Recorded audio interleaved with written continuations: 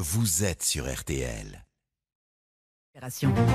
RTL Matin, 7h, 9h30. Avec Yves Calvi. Vous savez quoi, nous sommes jeudi matin. Bonjour Laurent Gérard. Bonjour Yves. Bonjour mademoiselle Jade. Bonjour Monsieur Calvi, bonjour tout le monde. Même s'il compte faire durer le suspense le plus longtemps possible sur sa candidature, le président de la République étudie de très très près l'évolution des sondages. Rendons-nous vite à l'Élysée. Emmanuel, viens donc te coucher. Demain, on a Stéphane Bern qui vient déjeuner. Il va encore nous bassiner avec ses habits en ruine. Il faudra être bien réveillé, hein. Mais Brigitte, regarde Éric Zemmour. Il fait des débats tous les jours et toutes les nuits, sur toutes les scènes. Il est formidable. Un cavalier qui surgit hors de la nuit, court vers l'aventure au galop. Son nom, il le signe à la pointe de l'épée d'un Z qui va dire Zemmour. Zemmour, Zemmour, Regarde, rusé qui fait ça, moi. Zemmour, Zemmour. Vainqueur, il l'est à chaque fois. Oh là là là là, ça me rappelle la unité à voix avec Bernard Gollet le samedi après-midi. Oh oui. Mais c'est vrai que ce Zemmour est un excellent débatteur, hein, qui sait très bien dramatiser le débat. C'est pour ça que je vais t'inscrire à une masterclass de théâtre pour que tu apprennes toi aussi à dramatiser les choses. Ok Goglet, appelle le cours Sacha Guitry. Ok Brigitte, j'appelle Pierre Arditi.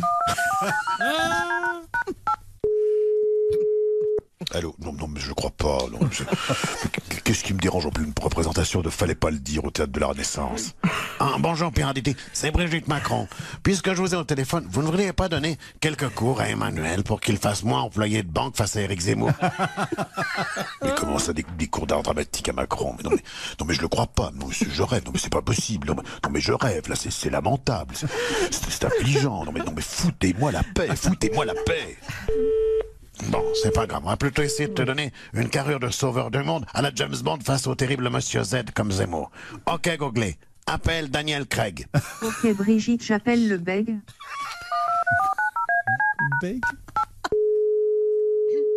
François Bayrou, j'écoute. Excusez-moi, François Bayrou, c'est une erreur. Je cherchais un coach pour Emmanuel.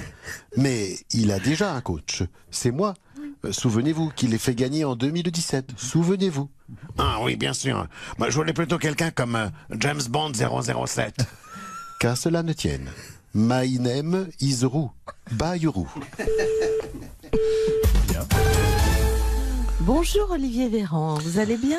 Pas du tout. Depuis que le variant Zemmour est apparu, plus personne ne parle du Covid. J'ai l'impression de ne plus exister. Alors justement, le moment n'est-il pas venu de laisser les Français aller au restaurant sans passe sanitaire? Hors de question. Non seulement je ne vais pas le supprimer, mais je vais créer d'autres passes. Comme par exemple le pass Sanigros. Oui. Pour lutter contre le problème de l'obésité. Si t'es gros, tu rentres pas dans le resto. Ah, vous êtes sûr que c'est une bonne idée, ça? Absolument, il faut traiter tous les problèmes. C'est pourquoi je vais également ajouter le pass sanidentaire. Si tu as les dents pourries, tu ne rentres pas non plus dans le resto. Je ne sais pas si les Français vont apprécier. Mais je ne suis pas là pour être populaire, je suis là pour soigner les Français. Je vais donc également m'attaquer au problème des cancers du sein générés par les prothèses mammaires bon marché, en instaurant le pass sanichon. Oh non. Si tu as des nichons en plastique, tu rentres pas dans le resto. Dis donc, va y en avoir des passes. Hein, et c'est pas tout, c'est pas tout. Je vais également créer le pass l'aspirateur pour lutter contre l'asthme, le pass partout pour lutter contre la nanophobie et le pass Taga pour lutter contre la dépression à Marseille. Muriel Robin a accordé une interview poignante au magazine belge Le Soir où elle dit avoir envie de quitter le métier car le cinéma ne lui propose rien. Bonjour Muriel, comment se fait-il qu'on ne vous propose pas de rôle? Comment ça? Comment se fait-il, oui. Oui, qu'on ne me propose pas de drôle, je sais pas. Mais pas drôle, c'est pas drôle. D'accord, restons sérieux. Avec quel réalisateur avez-vous envie de tourner, Muriel? Avec quel réalisateur? Peu importe. Moi, tant qu'on me fait tourner, je suis contente. Maintenant, je vais faire tourner une machine. C'est amusant. Mais plus sérieusement, quel genre de rôle aimeriez-vous jouer au cinéma? Quel genre de rôle? Hein? En tant que femme de gauche, j'aimerais bien jouer quelqu'un qui prend aux riches pour donner aux pauvres. Du genre Muriel Robin, Desbois. En lien permanent avec le public depuis la Station Spatiale Internationale, Thomas Pesquet est la nouvelle coqueluche des médias français. La Grande Librairie, l'émission littéraire de France 5, l'a invité en duplex dans son prochain numéro. Bonjour et merci de m'inviter dans la grande librairie. C'est vraiment un plaisir pour moi de vous parler de mes livres préférés. Ah ben non mon gars, tu t'es gouré. Ici t'es pas à la grande librairie, t'es à la grande enculerie. Allez hop, générique.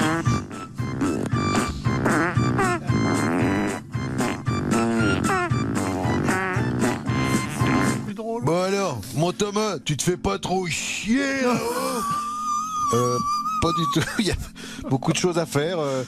Ce matin par exemple j'ai fait une expérience sur le comportement des liquides en apesanteur avec mon collègue russe Ivan Masturbov.